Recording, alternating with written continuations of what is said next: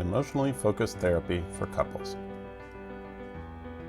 Bailey and Parker meet each other, date for a while, have a great relationship, and get married.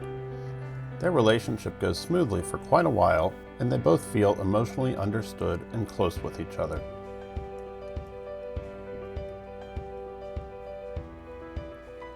However, over time, stress starts to build up in their lives.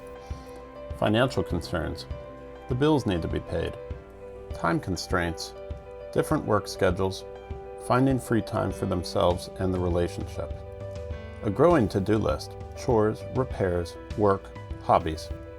Eventually, they have a baby together.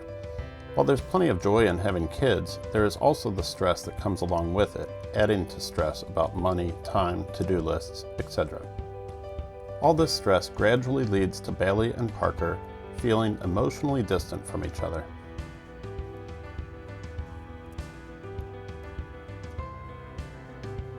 Parker wants to bring up a concern with Bailey about the lack of emotional connection in their relationship lately. Parker worries that Bailey will think Parker is too high maintenance for wanting more time together. Parker has noticed Bailey avoiding conversations about their lack of closeness and worries that this could mean Parker doesn't care about Bailey as much anymore. These concerns leave Parker feeling vulnerable. Parker thinks, "I'm concerned that we haven't spent much time together lately. I feel lonely and want reassurance that Bailey misses me too." So Parker words their concerns in a way that feels less vulnerable.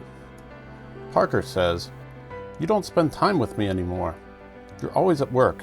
It's like you don't even care." Parker's less vulnerable wording, combined with frustration about not being able to fix the problem, makes Parker's concerns sound like accusations against Bailey, even though Parker actually meant to share vulnerable emotions with Bailey. Bailey has also noticed the lack of closeness in their relationship lately.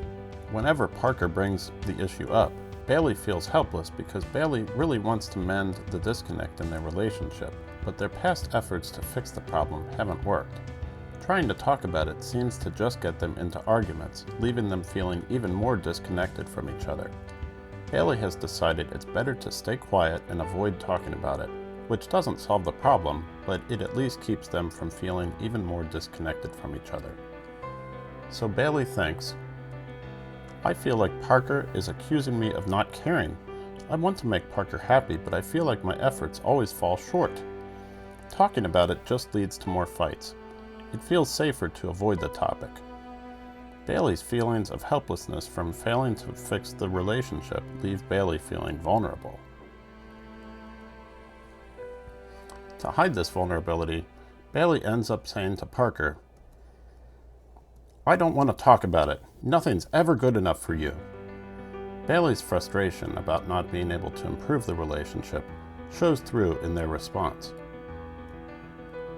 So, when we make a diagram of this cycle of interaction between Bailey and Parker, we see that Parker feels lonely and is concerned that Bailey may not feel the same way. Parker also worries that Bailey's avoidance could mean that Bailey doesn't care about their relationship problems. What Parker does is a kind of protest about their lack of emotional connection. Parker also shares the concern about Bailey avoiding talking about it. Bailey feels unappreciated, thinking that no matter how hard I try, I can never meet Parker's expectations. Bailey wants to be able to solve the problem, but feels like their discussions about it only make them both more upset with each other. So Bailey then goes into damage control mode by avoiding the discussion while also voicing concerns about feeling like Bailey can never meet Parker's expectations.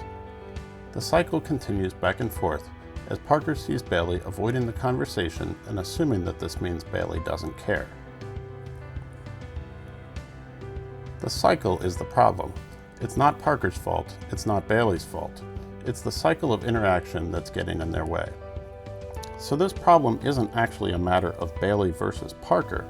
It's really Bailey and Parker versus the cycle. So how do they change this problem that they're up against together? Well, first of all, in their emotionally focused therapy sessions, they gain a deeper understanding of each other's vulnerable emotions and concerns, and they learn to notice their negative cycle of interacting when they both feel vulnerable.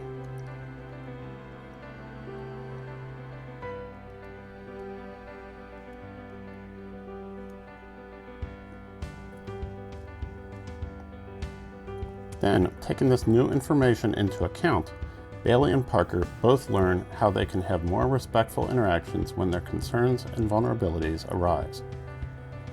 By understanding their patterns of interaction, their new cycle looks like this. Parker feels loved and cherished by Bailey. Parker understands Bailey's vulnerable reactions and emotions that arise when Bailey feels the lack of connection. When Parker feels the emotional disconnect, they now reach out to Bailey for connection. Bailey, in turn, feels understood and appreciated by Parker. Bailey understands Parker's vulnerabilities and reactions to the feeling of disconnection.